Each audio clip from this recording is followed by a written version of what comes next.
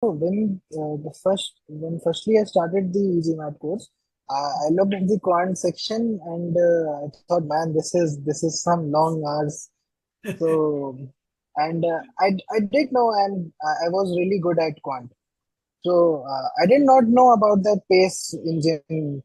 Uh, but when you start a topic in e-GMAT course, and then it firstly tests you with a diagnostic quiz. I mean, Correct. I think there are two quizzes in the initial stage, Yeah. which test your ability ki, how much do you know and what's the scope for improvement. Yeah.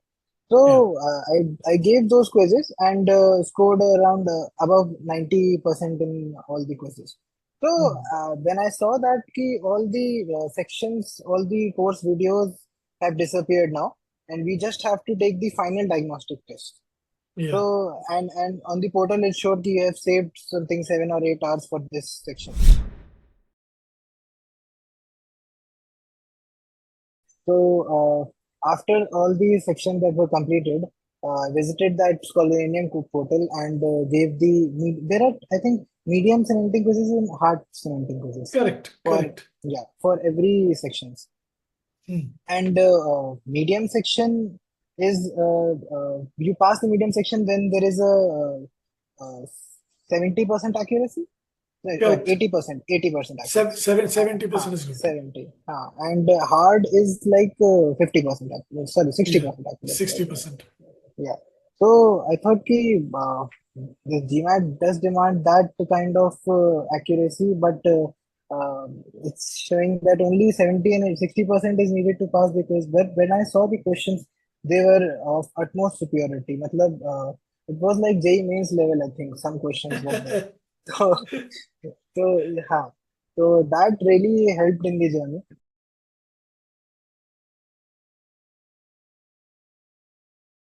Hello, everybody, and welcome to another debrief session with me. My name is Dhruv, and I'm one of the strategy experts and senior mentors at e-GMAT. And I'm pleased to welcome today in this session Rohit with me.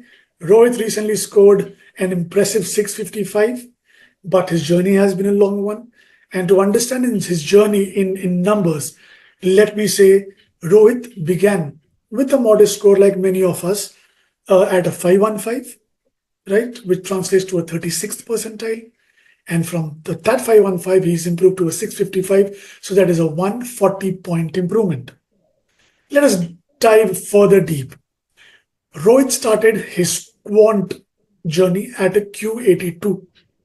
Very decent start. But he realized that there is some scope for improvement. And in his final attempt, he went on to score a Q87, which is a good 5-point leap. He improved by 9 points in data insights, starting at a DI 73 and ending up with a DI 82, which is 93rd percentile. Impressive. He also improved on his verbal abilities, starting his verbal abilities at a V73 and improving them to a V79. So 6 points improvement there.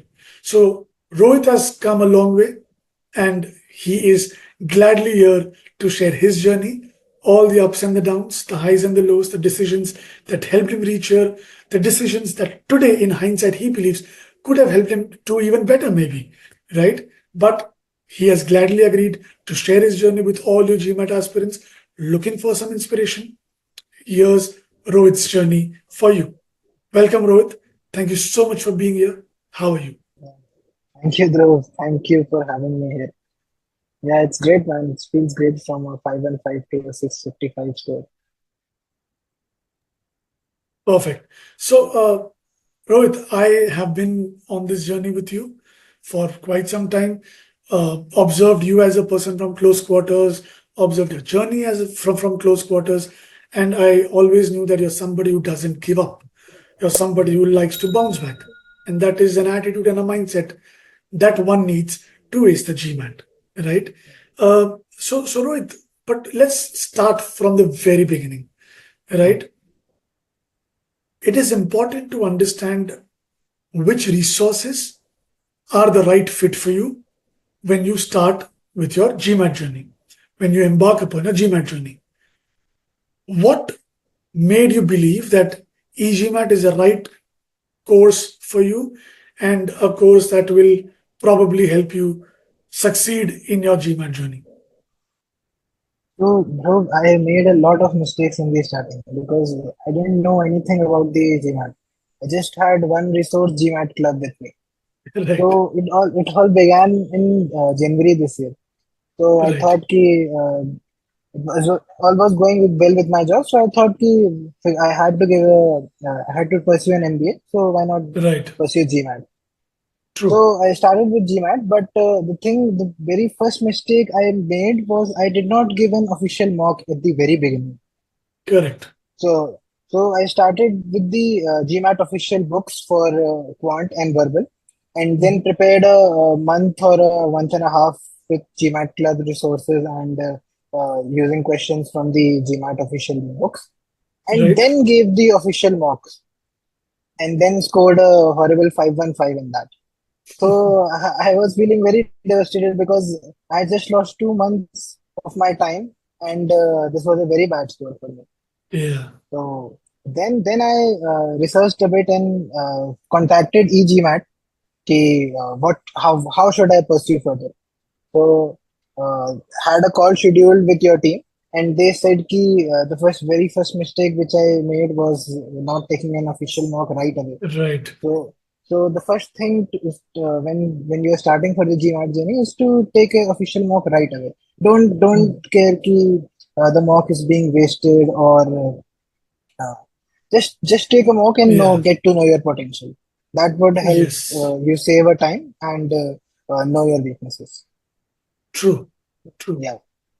So So, yeah. Yeah. yeah, I mean, go ahead if you want to add something to this. So that's where GMAT e-GMAT came into the picture. Okay, right. Many people that I interact with do not take a mock saying, "Oh, but I have not prepared anything. I know nothing about the GMAT. I mean, how will it help?" But Yeah. look, Rohit just mentioned, you need to take it to know where you're starting from, because if you don't know where you are right now, how will you know how long will it take for you to reach where you want to reach? Or what will it take for you? What efforts will it take for you to reach where you want to reach, right? So, taking an official mock is extremely important. Fantastic. The first step was done right. Okay. Now let's dive into your quant journey, which is the hero of your score. You scored a Q87, right? Improved by 5 points on the quant journey, right? While I was going through your quant journey, I realized one thing: you did it with utmost diligence, right? When people start at a Q82, they have a notion that I think I'm already good at quant. I just need a bit of practice and I should be there. But you didn't do that. You went through the course diligently. You used the pace engine diligently. You leveraged it to the perfection. I would say you use data analytics really well, and then of course you use Scholaranium, the quiz portal, really well. We'll discuss about all of these one by one. Let's speak about the role of pace engine, right? Uh, the time saving tool. You saved a mammoth 41 and a half hours of your prep of your prep time using the pace engine, right? So what were your initial thoughts while realizing, okay, there is something like that that I can use, and how did you find yourself benefiting out of using the pace engine for quant? Yeah. So when firstly I started the e-GMAT course, I looked at the quant section and I thought, man, this is some long hours. So and I did know and I was really good at quant. So I did not know about that pace engine. Uh, but when you start a topic in e-GMAT course, and then it firstly tests you with a diagnostic quiz. I Correct. mean, I think there are two quizzes in the initial stage, Yeah. which tests your ability ki, how much do you know and what's the scope for improvement. Yeah. So I gave those quizzes and scored around above 90% in all the quizzes. So Mm. when I saw that all the sections, all the course videos have disappeared now, and we just have to take the final diagnostic test. Yeah, So and on the portal it showed that you have saved something 7 or 8 hours for this section. So it correct. gave me a lot of confidence and saved my time also precisely. Right, right. I mean, you just mentioned a very important point. Many people just look at Pace Engine as a time-saving engine, Yeah. but it also gives you the confidence that, my friend, you're on the right track. Yeah, because You when know you see something. when you see all the 15 or 16 videos being skipped all at once, you get a little Yeah, confidence that I know these 15 topics better than many people. right, right. So That's true. Now that you're talking about this, let me just share my screen and show it up to all the people watching this video right now. So look at this course. Let's say algebra, right? It's a 30-hour long course, and Rohit spent only 13 hours. He saved more than 50 hours of his prep time on just one course itself, right? And like he's talking about the diagnostic quizzes, right? Here these are. You look, a lot of stuff has been skipped all at once because Rohit's ability was really good in these areas and he did not really have to go through these topics. And that's the accuracy of the PACE engine. Despite skipping a lot of topics, he still saw a 5 point improvement, right? So that exactly is what the PACE engine does, and why not leverage it, right? Uh, Another major role that is played by something in one's quant improvement is quizzes, right?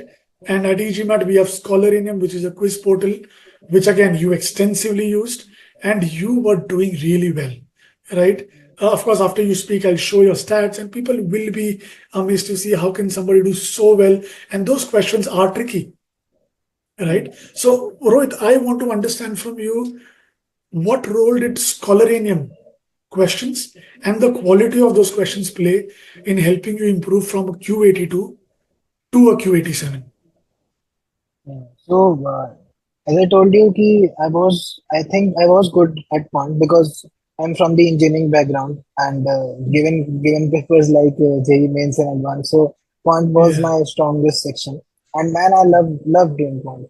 So, after all the sections that were completed, I visited that Scholaranium portal and gave there are, I think, medium semantic quizzes and hard semantic quizzes correct, for correct. for every sections.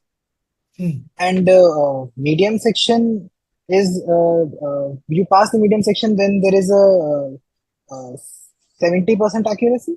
Sorry, Correct. 80%, 80% accuracy. 70% is good. 70. And hard is like 50% accuracy. Sorry, Yeah, 60% accuracy, I think. 60%. Yeah. So I thought the GMAT does demand that kind of accuracy, but it's showing that only 70 and 60% is needed to pass the quiz. But when I saw the questions, they were of utmost superiority. It was like JEE mains level, I think. Some questions were there. So, yeah. So that really helped in the journey because if on the paper you see these types of questions, then you have a belief that you have solved these questions previously and in the given Hmm. time range. So yeah, that really helped. You're right. Let me just show you also. In fact, I don't know if you were actively checking these stats or not, but I'm somebody who's obsessed with stats, right? So please forgive me for that. I do it for almost everything wherever I can. Okay. Statistics, data, right? So look at this. Let's click on hard accuracy, last 20, and then last 10, right? Last 20, I think, is gives you a bigger picture and better data set, right?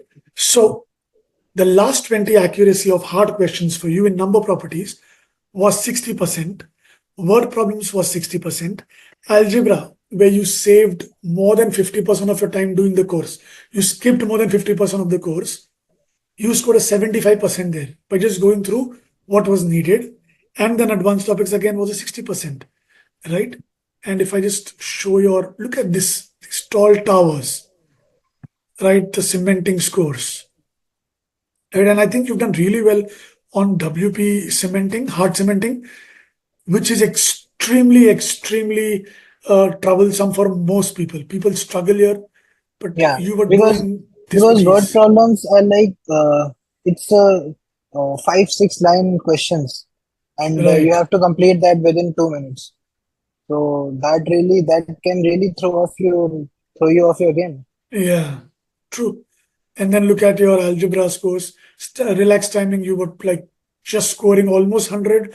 Standard timing, where things get a little difficult, there's more time pressure, you still manage to clear the threshold very comfortably, right? So if somebody is just looking at it from the outside without knowing your journey, Rohit, would say that this guy never had any issues with quant. But I'm sure there were a few. How Yeah. did you fix those? What part of the course helped you fix those existing gaps in quant that you believed existed when you started? See, when I did the evaluation of my first official mock, I thought ki the questions which I was doing wrong uh, were not supposed to go wrong, because Correct. I was a little bit overconfident on that, and I was not looking well into those questions. Hmm. Because when you see the 5 and 5 diagnosis of the mock, you'll see Hmm. I did the first 3 questions of the quant wrong. Correct. Yeah, so and those were very easy questions. Hmm. So I was taking GMAT a little lightly in the quant section. Right. So that's a mistake that should not be done. And regarding the weaknesses, I was a little weak in the combinations and probability part.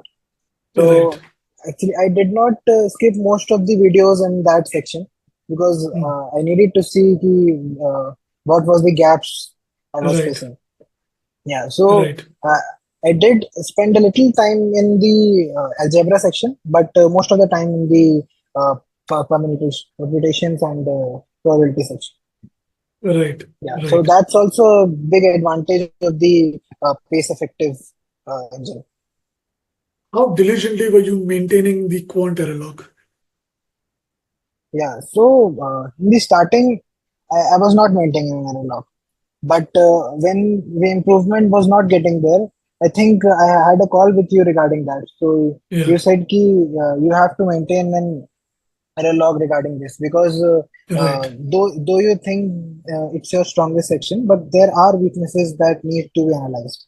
Correct. Because if it is your strong section, then you should score a Q7, Q87 or a Q90, Yes. right?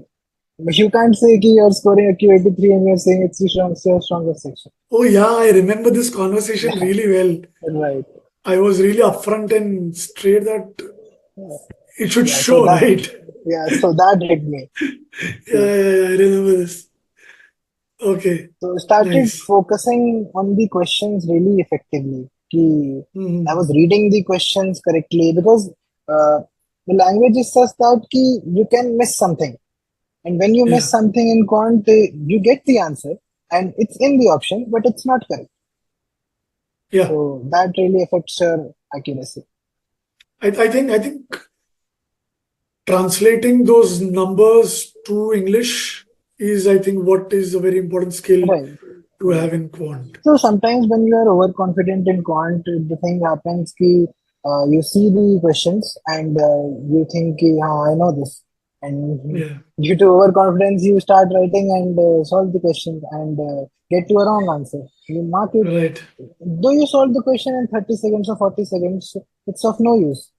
Spend a Yeah, little 20 30 seconds extra on that question and true. really think what the question is trying to say. Though it's an easy question, but still, Yeah. we have to do that. I must commend you on this quality, Rohit. It takes a lot of courage to accept your mistakes and, I mean, improve, because I think that was the first step. You took that feedback that I gave uh, very positively, you introspected and you acted upon it. Right. So I Yeah. So think a lot see, of credit goes to you. when you think it's your strong section, a little bit ego actually comes in the way, Fair because enough. you think you have done so many hard questions, but you're not able to solve the easy questions. So how is that Yeah, happening? And so that should true. not happen. See, if you have done a question wrong, believe that ki, maybe next all the questions you can do would be correct. Correct. Correct. Another Very true. conversation with that I had with you regarding this. Right, right. Now I'm able to actually, everything's coming back to me. Yeah. So, And yeah, nice. Okay. So you scored a Q87. also, I think also you're that good. Yeah, strategy you told me stick with me. Ki, one question at a time strategy. yeah, Ki, if you're thinking that the question has gone wrong, don't think about that question because if you think about that question, all of the ahead questions can go wrong. yeah. And I think And quant section, uh, in I had quant explained this section with the is analogy, right, of cricket. right, correct. Right, right. Yeah, you can repeat that. Okay, I mean, for everybody watching, so what I told Rohit was that look, in cricket, when a bowler is bowling and you just, I mean, you're not able to connect the ball well and you're hitting and missing. If on the next ball you're still wondering about why did you miss the previous ball, you will get out the next ball. And if you start wondering, oh God, how will I do on the next few balls? Again, you'll get out on this ball. So it's better to just focus on the next ball that is going to be delivered right now. And you never know that ball is right in your arc and you can hit it for a six, and the entire game may change from there. Your confidence grows up, right? So in GMAT, it's important to just be in the present. It'll be too philosophical if I say be present in your life also, right? Because I am no spiritual guru, but I mean, yeah, that's how everything in life works, right? But yeah, to put it in the GMAT perspective, focus on the question right in front of you, right? So that's So I what think we mainly in the discussed. quant section, three strategies worked for me. Yeah, Do well, and give some time in the starting 5 to 6 questions. perfect. Though they are taking 1.5 minutes or 2 minutes, don't be Don't bother. hesitant. If don't Yeah, bother yeah, yeah. about that. And second strategy was that one question at a time. Hmm. And the final one was that don't let your ego come in between those questions. Right, right. Okay. This conversation is getting fun. All right. All right. So, Q87, congratulations. Let's move to data insights. Okay. Data insights is no more the newest thing in the market, right? It has been here for over 10 months now. Okay. So we can't really say, oh, data insights is new, it's difficult.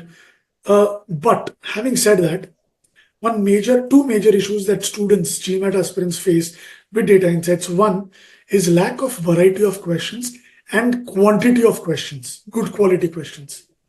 Second, time management while doing a full length mock, right? Let's speak about the first one. What were your initial thoughts about data insights section, and how did you manage to score a 93rd percentile on data insights? How did you improve is what I want to understand in a nutshell. Yeah, so data insights was a fairly new section when I Hmm. started for the preparation. And in the GMAT club also there are many questions, but there are not quality questions. You cannot say that this is the kind of question that I can face in the exam because In the there's exam. a very long variation in the difficulty of the question. We can Right. face a very easy question and we can face a very hard question also. Yeah. And that is not what occurs in the actual GMAT exam. True. So the questions are not that difficult in DI section. It's just that the time management and the gathering of that data set needs to be done. Yeah. There is a section in the e-GMAT which really helped that owning a data set analogy. Correct. Yeah. So data insights was not a good section in the initial phases, but during the 17 quizzes, when I look into the answers which I did wrong, so there was a 15 or 20 minute analysis of each question. So Right. firstly, I thought, ki, what is there in this question that I'm supposed to give 20 and 30 minutes of my time to this? But when I Right. started noticing the videos for 2 or 3 questions, I thought, yeah, this is getting fun. Like, I Hmm. did not know about that data set in the question itself when I was solving, than in Yeah. the video solution. So yeah, so Right. that analogy really helped.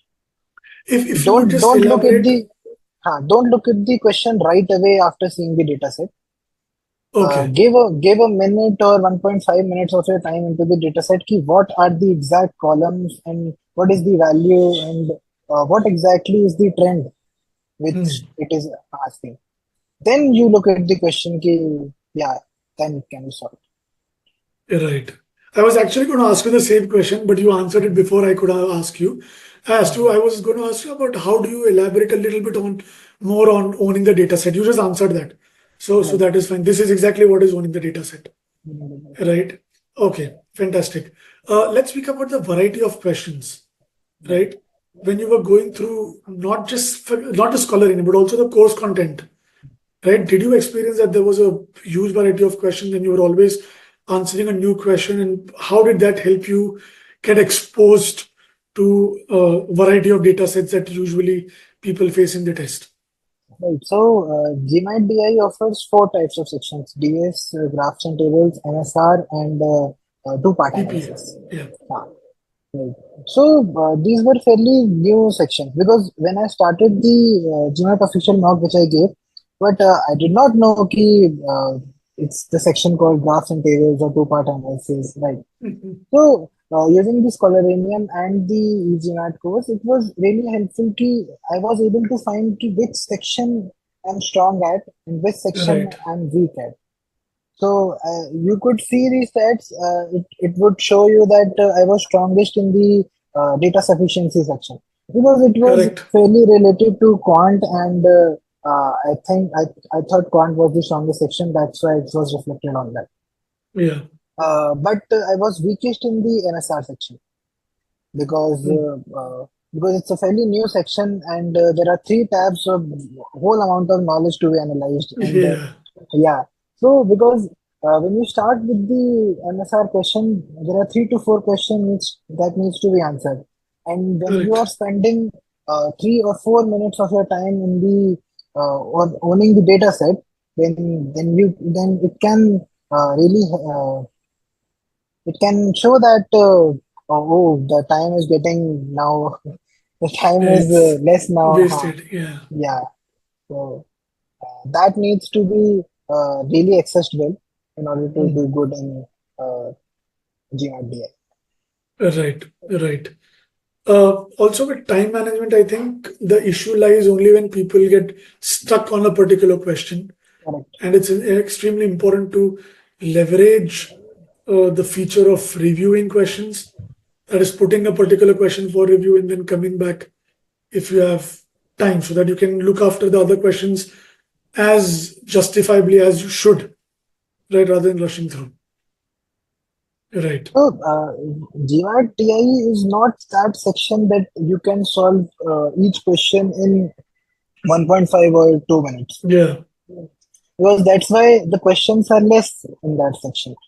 So True. verbal has 23 questions and the quant has 21 questions. Yeah. DI has the 20 questions, 20 questions. right? Including that, I think maybe one or two MSR which are included in that. Yeah. So ideally, I think 2.5 minutes would be good enough for each question. Mhm. And if you are owning the data set and doing the questions correctly, because there will be questions that you can solve easily in 1 or 1.5 minutes. But Right. if you are giving, uh, don't think that it's been 2.5 minutes and the question is not being solved. So it's okay. You can take your Mm. time uh, unless you are owning the data set and gathering information about that data set. True. True. True. Fantastic. I think you improved from a DI 73 to a DI 82, Right. 93rd percentile in data Right. insights. Again, something that deserves a lot of credit. हाँ. Let's speak So about I'm verbal. not saying Huh? कि Tell me. हाँ, I'm not saying कि I've mastered the DI, but there are still gaps that I need to work on. But regarding the improvement, yeah, from DI 72 to Yeah. 83, 82 is good. And 93rd percentile is no less. Yeah, yeah, right. Right. 93rd percentile does indicate that there are some really strong abilities. Look, a lot Mm. of things also depend on the test day factors. Right. There Like we was were there was discussing.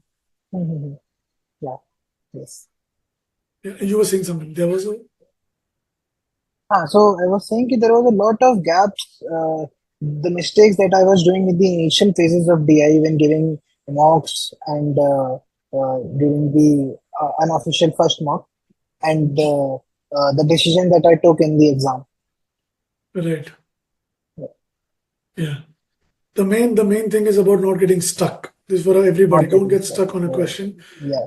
because I think we were analyzing Rohit's ESR also, and we realized that he did get stuck on a couple of questions, which Yeah. is why he was rushing through towards the end. So that is something that people must avoid, and use the Yeah. review feature because it's there to help you, right? So why not See, leverage see, it? if you have spent 1.5 minutes or 2 minutes on a question and you are not getting anywhere, there's no Yeah, point on being stuck on that question.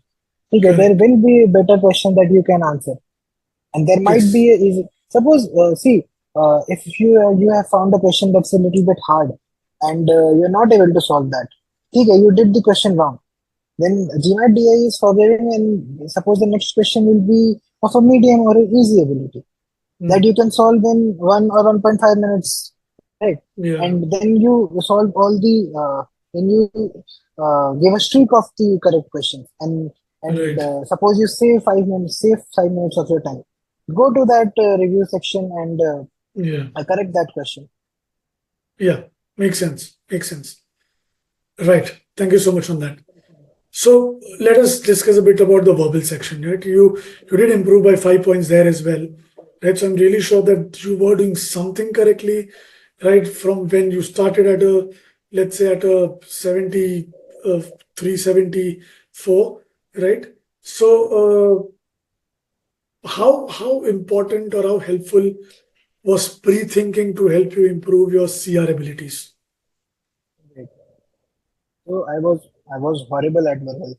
Still think I am, but uh, less horrible than my previous was. Yeah, So maybe. yeah, so I did not use for verbal section, critical thinking, critical reasoning. Uh, I was not good at. I Right, think in the verbal section, comparatively, my RC was strong right. You're because right. I had prepared a little for the CAT previously. Mhm. So I did have some knowledge of the reading comprehensions. I was doing good in that, but RC was horrible. And starting starting 2 3 questions are of CR in the verbal section. Mm. You get 3 to 4 sections, 4 questions of critical reasoning, and then followed by an RC passage, and then 2 3 questions of critical reasoning, and so on and so forth. So when you do starting questions wrong in the paper, then Right. your score can really take a hit. Yeah. Yeah, and that's what was happened in the first attempt which I gave. Right. So starting, I think all 3 questions were wrong in the first attempt. So Mhm. that's why I scored only V77 in that paper. Right. Overall 615. Right. True. Yeah. True. So I did do the e-GMAT course, but I didn't think I did that effectively that course because Right. uh, the pre-thinking is very important in a critical reasoning question. Mm. If you don't do pre-thinking, then it's like you are guessing the answers on a hunch, Right. and that almost always goes 50% wrong of the time. Yeah. Correct. So, Correct. right. All right. Uh, Rohit, let's go to the mock stage, right? You took a lot of mocks, and the scores were kind of similar or closer to what you finally achieved. So I basically just want you to help us understand what exactly should one do, or what exactly would you do between two mocks to try and see some improvement in the next one. Yeah, so being a working professional, you cannot give mocks on a weekday. Yeah. So the only time you get to give a mock is on a Saturday or a Sunday. Mm. Preferably, I thought giving a mock on Saturday would be good because you give a mock on Saturday. Uh, and then you analyze the mock. All the weekend you can analyze the mock, maintain an error log, Yeah. and analyze the weak sections, what you did wrong in True. the over the weekend, and then over the weekdays, Monday to Friday, you can work on that section. Matlab, see, the mock which I gave, firstly, I thought I was horrible in the assumption and the strengthening and weakening questions. Mhm. So, to improve that, I did 10 strengthening questions on Monday, maintain a log Okay. for that. 10 weekend questions on Tuesday, maintain a log for that. And did this from Monday to Thursday, and then analyze the wrong questions in the error log on Friday, Mm. right? And then gave again a mock on Saturday. Right. So, you will see there will be a significant improvement. Not Okay. in the um, not in the week, but over the time span of 2 to 3 weeks, there will be Right. an improvement. Correct. Correct. Rohit, if you could just share that little Excel that we were taking a Yeah, look yeah, at, sure, sure. where maintain all your mock scores.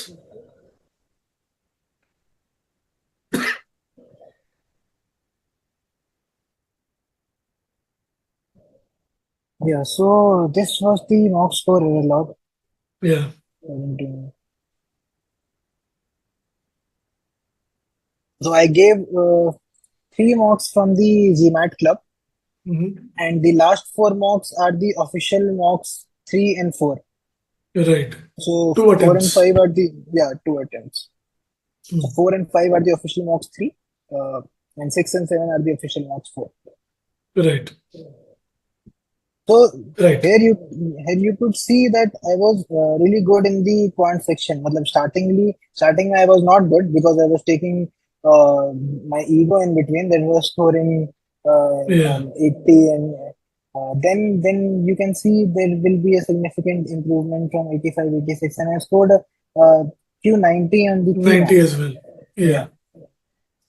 So that's when I thought ki if I attempt a question uh, using less of an ego and more as a question, then Mm. it's my strongest section and I can achieve a Q90 easily. But that Right. didn't happen. But I still think if I go for another attempt, I can easily score a Q90 in the point section. Correct. Correct. That's right. All right. Okay, Rohit, we are coming to the end of the session. You shared a So, lot of things with so much honesty and clarity, right? So, one last question for you. Any final advice or tips for GMAT aspirants, or what would you have done differently if you were starting your GMAT preparation now? yeah, so actually, this was not the first attempt that I gave at GMAT. Right. This was my third attempt. I actually Mm. booked a date in July, but there was an issue with the passport. I did not have my passport at that time, and Right. I got to know that day before of the exam. And my hometown is in Jhansi, which does not have a airport, and I currently Yeah. live in Mumbai. So it was not possible for me to go there and get that passport. You're right. So the first attempt was a no-show. It was a waste of my money and my all the efforts which I did for the past 3 or 4 months. You're So right. ठीक है, that happens. So the next attempt that I took was in August, August. scoring a 615. I don't know what that happened. Maybe this attempt being a no-show affected my confidence and everything. Yeah. So that was a 615. And after that, I took a break. I took a 5 to 10 days break, and then started again on the art journey. Basically, the Mm. things that I did differently from the first and the second attempt was Mhm. first of all analyzing each question more effectively, Mhm. and I started meditation. Nice. So yeah, so that really helps. मतलब giving half an hour of your time every day in the morning or at the night doesn't matter. So that really helps. मतलब I used to think कि this is all in delusion that doesn't help. You can study better on those 30 minutes, but no. If you can give 30 or 45 minutes of your time meditating, then it really opens up your mind, and Mm. you can do better on pre-thinking and mostly on verbal. Right. Yeah. Okay. All right. So Rohit, with And that, yeah, you want to? and regarding that last question, ki if I were to start my preparation right now, Mhm. what can be done? So firstly, just give a mock. Just give and go to the MBA.com website and give an official mock one. Mm. Then see if you can score a 615 there or above 600 there, then it will be really good for your confidence. Then you Yeah. can go from 615 to a 715 also. And And what it if would, somebody scores less?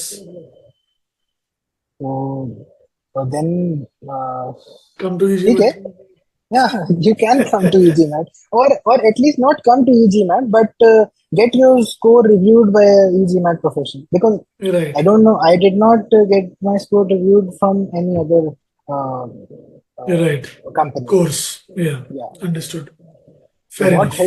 what helped for me, I would advise that. Absolutely yes. Absolutely yes. Yeah. So it Right. doesn't matter ki where you are going to analyze your score, but Mm. do connect an expert for that. Yeah. Because if That you are helps in alone in decision this, making. but if you are alone in this journey, then you need someone like Dhruv or any other expert kit to help you and identify your mistakes and give you a reality check ki, what you're thinking is not correct and how you can improve that. Yeah. Correct. Correct. With that, Mr. Rohit, we will end this session now. Thank you so much for being such a sport and so honest in your entire debrief session. Uh, you were really candid about whatever you mentioned. You literally shared your entire journey with everybody, and now I just hope people watching this learn from whatever you've said, and then just go there and ace the GMAT using your learnings as a benchmark. So thank you so much for inspiring a lot of people already, and we wish you the best for your next steps, Rohit. Keep us in touch and keep us posted, and we'll be there to always support you in this journey. Yeah, man. Was a great help interacting with the GMAT and especially you. I think you've been like my friend for the past 3 to 4 months. Oh, I'm When, glad, whenever, Rohit. whenever I was getting stuck, I used to message him, ki, can we get on a call? And immediately, whenever he was free, he gave me a call and we used to discuss what are the gaps and how we can improve on them. Right, So right. that really shows your commitment to getting my desired score. I'm so glad. Thank you so much for your kind words. They mean a lot. They motivate me more now to go and do what I do better.